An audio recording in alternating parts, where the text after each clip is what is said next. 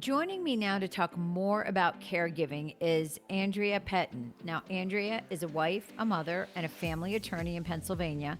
But most recently, in the past few years, she became a caregiver in every sense of the word for multiple members of her family. I'm going to read a little bit of what she wrote for her background. The last 5 years have been extremely difficult. I survived taking care of my mom with her dementia issues while also dealing with my children's needs and my husband's health issues.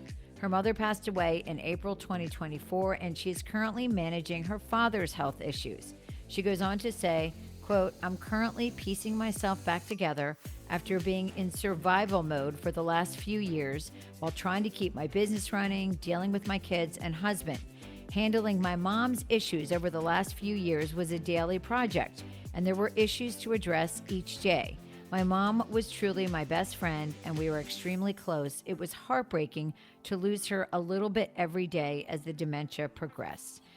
Andrea, welcome to the show. Thank you. Thanks for having me. I know this is not an easy topic. We we know each other because you were friends with my mom, and she Yes, passed away 12 years ago, and I was her caregiver. So this is a topic that's very near and dear to my heart. I loved your mom very much. Well, thank you. I appreciate that. And I know that, it doesn't matter when we lose our parents, right? No, it sucks. It's not easy. No. But what's leading up to that is often this really traumatic experience, which is logistical, physical, emotional, mental. It's so many different things. So, talk to us a little bit about what your mom went through and how this progression happened. So, just a little bit about my mom, which I think kind of like impacted sort of how I handled her. So my mom was from the Bronx, New York, and she was like fiercely independent, very little filter, spoke her mind. Um, she originally worked as a teacher and eventually in the corporate world, got her MBA. She was so incredibly smart, intelligent, very active, loved to travel. She was an avid reader. She um, she really was my best friend, and I was lucky because we spoke multiple times a day. She was just constantly a big part of my daily life, which then carried over into trying to take care of her. Just as a side note, my thankfully my father is remarried. My stepmother definitely takes the lead on the care issues and any issues with my father, which have come up in the last year. So, which is a good thing because after the last 5 years with my mom, and they also live about an hour from me. I was fortunate; my mom was living about 10 minutes from my house. Um, so we, went to Broadway shows, shopped. I mean, any little stupid thing, we would talk multiple times a day. She never missed anything with my kids. So, but she was stubborn, like super, super stubborn and feisty. And she had a great sense of humor, even when she had dementia. The good news was, I guess, both of her parents, my grandparents, had dementia. So she knew that there was a good chance that she would get dementia. And we had countless discussions about it. She very much did not want to live like that. And she would, again, she had a good sense of humor, but she was also very feisty. And I can't even count how many times she would say to me, Andrea, just give me a bottle of pills and a bottle of wine, and I will know what to do. It won't matter how out of it I am. Just give me a bottle of Oh, pills and a bottle of wine. And, obviously you can't do that. But, she was smart. So she planned, which in some respects was very helpful for yeah, me. I think so Um, too. I remember my mom having the power of attorney faxed to the hospital mhm, where she ended up right. because she knew I was going to need that. Right. So she definitely we used to laugh and joke like that she was not going to make it easy on me, and she definitely did not. But it really does. My husband and I talk about it a lot because my mother-in-law died very suddenly, and I don't know. what's worse. I think they're both Right. horrible.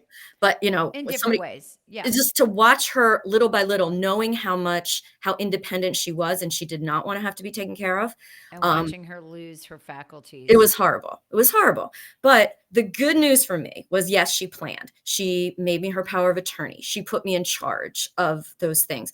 She forced me. I remember it so well. My kids were younger and she was like kept she was on me. Andrea, we have to go to the bank. I want your name on my checking account. Your name has to be on my checking account. And of course, I was running my kids around to 8 million activities and working and trying to, keep my head above water. I'm like, Mom, we have plenty of time. Finally, she was like, You're meeting me today at the bank. And I'm so glad that she did that in Yeah. hindsight, but at the time I was like, Mom, we don't need to deal with that. But we did. She also, in her 50s, started, got a long-term care insurance policy because she, knew that she might need it. And that's memory care is expensive.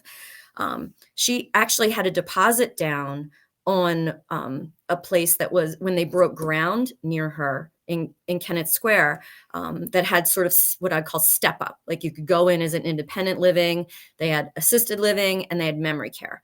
She didn't, for a number of reasons, she didn't end up going there, but that was her plan. Her plan Right. So was she had planned ahead, and that was obviously that was really helpful. right And I would agree that I had very similar things happen with my mother. because she And was a smart maybe, woman. well, and she was a lawyer, Hmm. so she thought about things like that. Right. At what point did the care go from I need to just check in on mom to we need to do more? So thankfully it was a slow progression for my mom. So she started to show signs in her early 70s. So she passed away when she was 80 last in this past April. And it was pretty slow progressing. Just, you kind of see that she was, her short-term memory was starting to go. She was starting to ask the same question again over and over. She was repeating herself. I would say it got really a lot worse it started to get bad in 2018 and 19. 2020, COVID was very difficult. So Right. at this point, so my mom was divorced twice. Because And you're at this not point, able to see her, right? well, so she was living close to me and she was living with her partner at the time. She had a significant other. They not married, but they were living together here.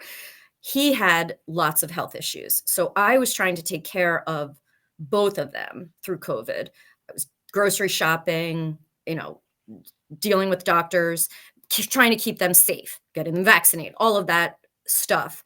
And unfortunately, with everybody being quarantined, like the lack of contact, the lack of stimulation she was getting definitely made the dementia worse. So And it's I've heard that from other people. right. It was just not good. It was not good at all. I had them to our house for outside dinners on our deck as much as possible, like trying to get them out of the house. But really, the COVID was tough. Then in 2021, really, her short-term memory was gone. We were putting notes on the microwave, don't use this, don't, and she would laugh, like, So she "Well, are was you, aware of it, but she couldn't control it. she couldn't. And she would say, What are you afraid I'm going to burn the house down? And be like, Actually, yes, we are. Hmm. And she would like put something in the microwave instead of for 2 minutes, for 20 minutes, and then Wow. potentially burn herself. So and she respected it. She wasn't like, thankfully, she never had dementia that made her depressed. She wasn't crying. She was always Right. happy. She could laugh about it. And she wasn't like a wanderer. We didn't have to worry about her wandering. If anything, it was the exact opposite. It was Did you eventually though did she have to move to a facility eventually? eventually, so I had to get in-home care in 2022, because her partner was going to dialysis 3 times a week, and there was no way at that point that That he could take care of her, right. she couldn't be by herself when he Sure. would leave the house. So that's when we got the in-home aides for that time, but it was really not easy because it was right after COVID, and there wasn't a lot of aides To be available. had, sure, Right. sure. Not a lot of aides, and, it was difficult. I probably, in reality, should have moved her to memory care in 2022, but I was trying to keep her partner happy, who didn't want that to happen, and I also was trying to keep her in her at her own Her home, her her atmosphere. environment. But eventually Yes. That doesn't always work. No, eventually, but, then it became by the end of 23, she was in the bathroom for hours. It was, we couldn't get her out of he couldn't get her out of bed. He couldn't get her out of the bathroom. I was running there constantly leaving work, trying to help. He was having medical procedures. I was covering. We didn't have backup aides. There was no backup. So if they couldn't be there or he had a medical something and I had to run there, it was And chaos. in the meantime, you're dealing with your real life is still Right. happening. You still have a family, you have kids, Right. you have a business. My husband had some major surgery in 2022. So 2022 was kind of a So you're shit trying show to at best. juggle all these things, which is really not uncommon for women, right? Yeah. A lot of us are in those sandwich years where we're taking care of parents and we're taking care of kids. So Yes. And so there were eventually, daily issues with my mom. yeah, and I mean that's what it sounds like. And at the same time, and I think this is one of the things I've talked about with other people, you're doing the logistics, but you're also grieving, right? Yeah. Because this is your mom. It was horrible. It was horrible to see, having to go and we had a good relationship, so I could, to try to coax her out of the bathroom, but she also was very feisty and didn't like to be told what to do. Because But that was her personality. Yeah. right. I kind of describe her as a happy toddler. Like at that point, by 2022, she wasn't sad, but she was like, you have to kind of stand over your toddlers and be like, brush your teeth, brush your teeth, brush your Sure. teeth, put your shoes on, put your shoes on, put your shoes on. And had to help, she needed help getting her clothes. She wasn't really going into her closet at that point. It just was, there was a lot going on. I mean, it would take me hours. She wasn't drinking enough. She was getting UTIs. Some days, her partner was having trouble getting her out of bed until late afternoon. So she was getting dehydrated because she wasn't eating or drinking enough. It just was and I don't know, dementia, when you get a UTI, it is the worst. That has a very severe impact on dementia. It And gets so worse. she goes to a facility, and did she remain there or did she do hospice there? So in the late 22, her partner finally admitted he couldn't take care of her, was very clear that she needed more care. Thankfully, about 2 years before that, I had already looked around. So So you already knew where to go. I sort of had my options because there's not always a bed available. So I had the options laid out. Um, and then I moved her in January of 23. And she was, confused, but always happy. Never asked to go home. I don't think she really ever knew. I think on the one hand, she thought she was in some sort of fancy hotel or fancy hospital where they waited on her. And She remained she there until she remained there. passed. And then, yeah, at end of, it progressed. So, early end of 23, it was December a year ago, December 23. She had a couple UTIs, then she got COVID. And I feel like COVID was kind of Really I brought her don't down. right. She got, dehydrated after she had COVID. I don't think her taste buds really ever came back because she was loved chocolate. We couldn't even get her to eat chocolate at certain points. And she was getting UTIs again. She got dehydrated between Christmas and New Year's last year. I was in the hospital with her. I couldn't leave her for 1 minute because she was so confused and And she agitated. was a fall risk. They Yeah. gave her fluids, and it was so traumatic because she was so confused, she was crying. It took 5 people to sit on her to put an IV in. She was crying, she was screaming. She didn't know what was happening, and it was just heartbreaking. And the doctor said to me, "You should think about hospice." And of course, I burst into tears because in my mind, I really didn't understand what that meant. I thought that Right. meant, you were, a couple weeks away from passing away, Right. which is not at all what that means when you start on hospice. It was just we had to decide, were we going to take her back to the hospital again? So the doctor said, you can bring her back here, traumatize her even more. But when she goes back to the memory care, if she's not eating or drinking, this cycle is going to continue. And I knew that she had advanced directives. I knew she didn't want any She of didn't want to this. live in this situation. No, no, she would have already been pissed off if she at me. I often thought if she could see that someone has to help her in the bathroom, she would kill me for not killing her. She would have not, she would, thank goodness she didn't really fully And understand so that. at that point, you did hospice. So then we started hospice January of 23. And we laughed and thought maybe she heard us talking about hospice because then for a little while she started She eating again. rebounded. Yeah. Yeah. And then she stopped, she wouldn't eat, she wouldn't drink. And by, second week of April, it was pretty Pretty clear. clear. Yeah. You've navigated so much. And again, this is a story so many women experience, right? And Mm, you're navigating the physical care and you're navigating the medical system and the insurance system and handling the finances.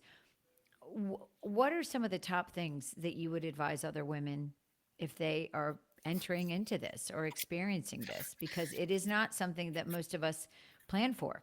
right.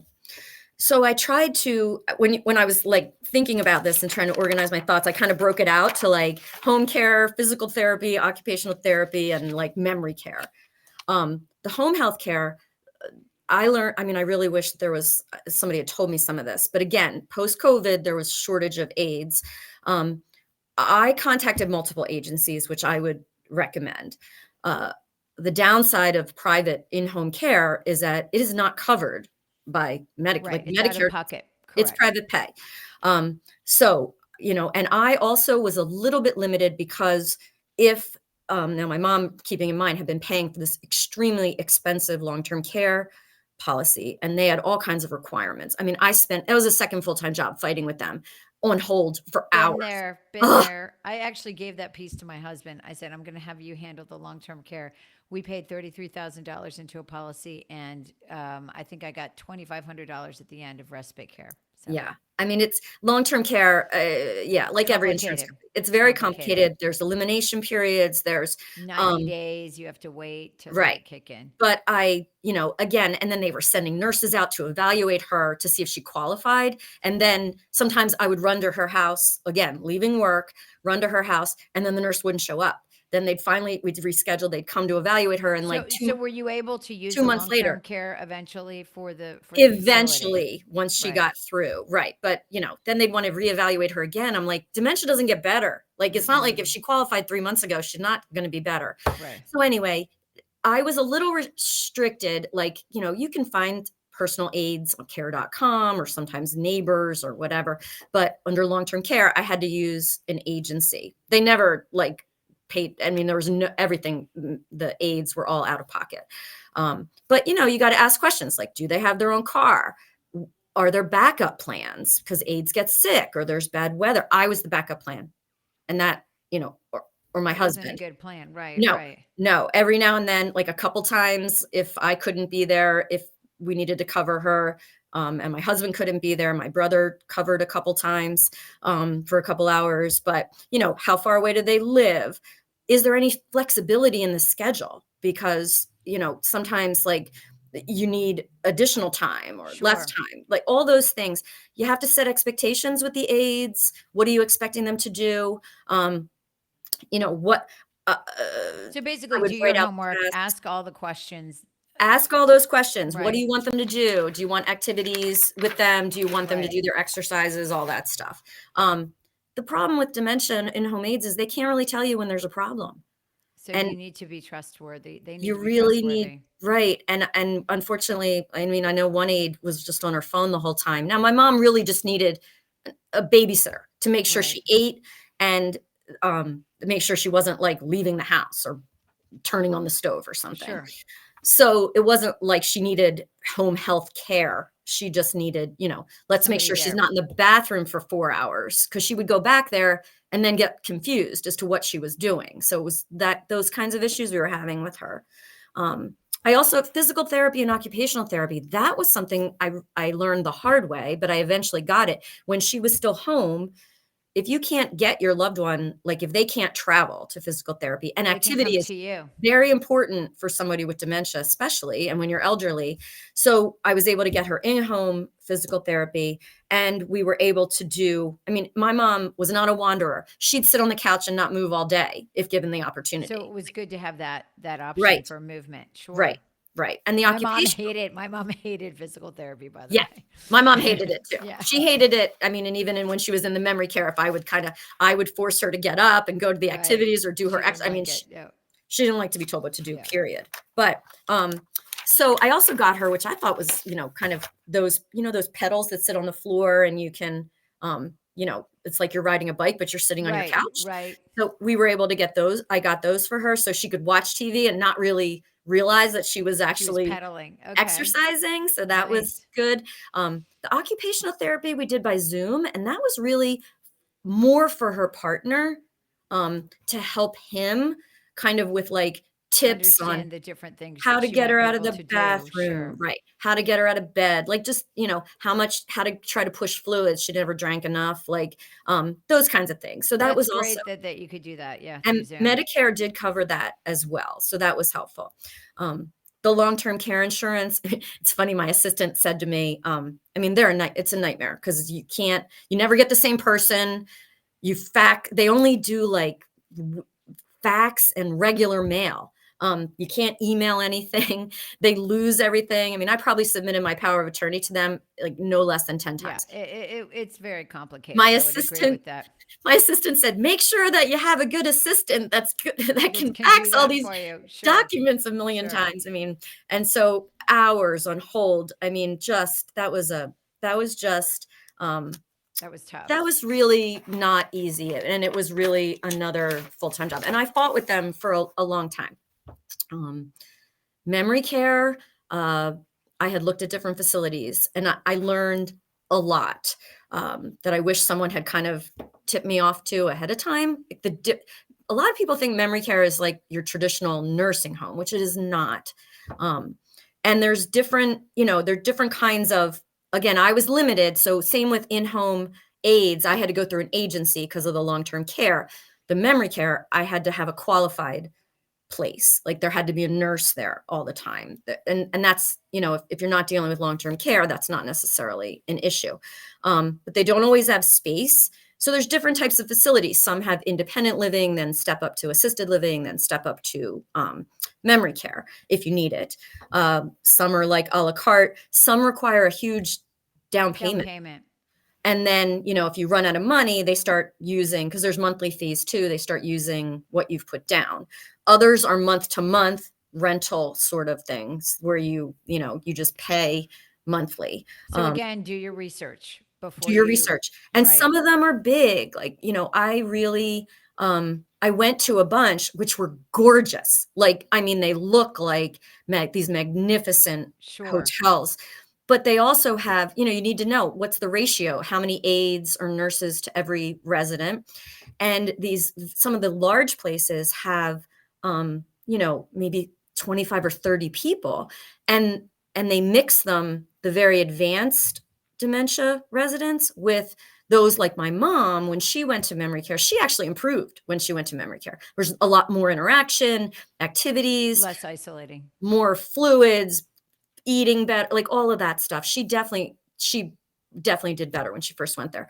But you I felt like those bigger places would be very overwhelming for her. She So you also had had to find the right fit. she also had vision issues. So I didn't want her to feel lost. And I also worried, I don't know whether it was a legitimate concern or not, but I worried that when they mix them together, very advanced dementia who can't feed themselves, for instance, or who are in How does wheelchairs, that impact them? that they're maybe going to require more attention than someone like my mom, who honestly, if you had a conversation with my mom, you wouldn't necessarily know she had dementia till about 10 seconds later when you're going to have the same conversation. But, for a long time, I mean, she could be very She was active. high functioning, right. So I ended up going with a smaller facility that That had works. It was a better fit. maximum of 10 sort of more active dementia, and then on another floor were the more 10 more advanced, and it was a much smaller. It There were downsides to that as well in terms of, it wasn't as big, so there wasn't a lot of like computerized access, or sometimes there were some communication issues, but in general I was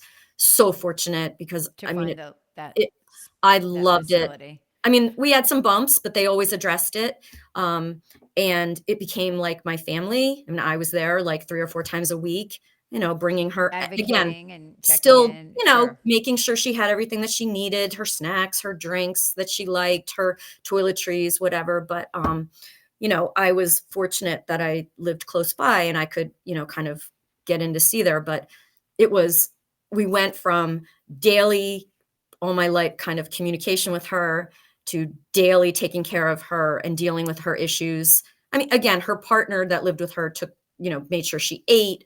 I mean, he did, he really took care of her as best that he could till it became, more than he could deal with. But You're going. So what I think is really interesting is you're telling me all these great pieces of advice, logistical advice, and mm, navigating all these logistics. I think, one of the hardest things for me and probably for you was how did you take care of yourself? yeah. Um, yeah, that was a tough one. I'm still trying to figure that out I think I really, you function on, I think for the past 5 years, I've just been on survival mode, just doing what needed to be done. Um, Taking care of both my mom and then for an extended period of time during that time, also her partner who had his share of medical issues. And I was also taking care of him. Thankfully, I have a very supportive husband who was so helpful. My mom honestly loved him more than me, I think, sometimes. I mean, she said to me on more than one occasion, if we ever got divorced, she would get him She would go with him. Yeah. over me Side with him. Yeah. because he was very handy and he helped her, like, with Sure. every yeah, so I mean, he was and he always made her laugh, and he was great taking care of her, and helping. But, there were times he was sick of hearing it too, because there was a very long period of time where it was just, like, all consuming for me. I mean, 2022 and 2021 and 2022 were very, very difficult years, and I was, kinda held together with, like, paper clips and scotch tape, but you're sorta having an out of body experience. I'm trying to manage my business, I'm trying to manage my professional stuff, my kids, and take care of, do what my mom needed, and so I just was on survival mode. I also have a great, um, set of friends, That helped support who you. were supportive, and helped me. Um, you know, I I'm lucky that I have my own business because that You had gave me flexibility. flexibility I mean, I was leaving work to go there more times than I can count to get her, to deal with whatever, and then to deal with her doctors and her, the insurance issue, meet with her financial people, her accountants, like make sure her bills were getting paid, like all of that. It definitely took a toll on me, and I feel like I'm still sort of trying to Yeah. get How are through you that. doing now? I mean, I'm doing better.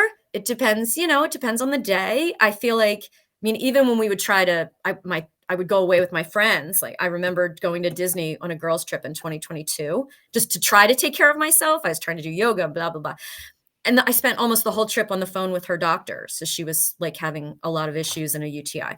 Now, I have a little more, have the ability to that part of it. So I'm trying to exercise more and, do acupuncture and, do like, have go out with my friends, and my husband and I are doing a lot of, as much as we can to have fun. I'm just, really just trying to kind of piece myself back together is really like the only way I can describe it, but I'm doing, just depends on the day. It sucks every little thing, when someone like that, as your mom was, like a part of your daily life. There was a long time even after she passed away, for months. I mean, I'd say it's only recently that I'm not opening my eyes in the morning and immediately thinking, What does what does mom my need? mom need? Even when Yeah. she was in memory care. When do I need to get there? When when was I there? Oh my gosh, I need to get to see my mom today. Like, and I definitely tried to do the best I could for her. She trusted me to do that. But it's not easy. It is definitely Well, I'm sure you challenging. did. And what I always think in hindsight is that, it was a privilege. And it Right. sounds crazy, but it really is when you love somebody that much and they brought you into the world, right? And then Yeah. we get this opportunity to show them some grace. And those hospice nurses and worker, I mean, they are just, I really struggled with that. Like, was I giving up by putting her, saying we were going to start hospice, and they said to me, "Look, you're not giving up. You're actually honoring her wishes because she didn't want to live like Correct. that." I mean, she Correct. absolutely did not want to live with, someone having to help her in the bathroom and all of that. And she also, even till the end, thank God she was happy. She was spunky. She thought everyone else in memory care had issues except for her.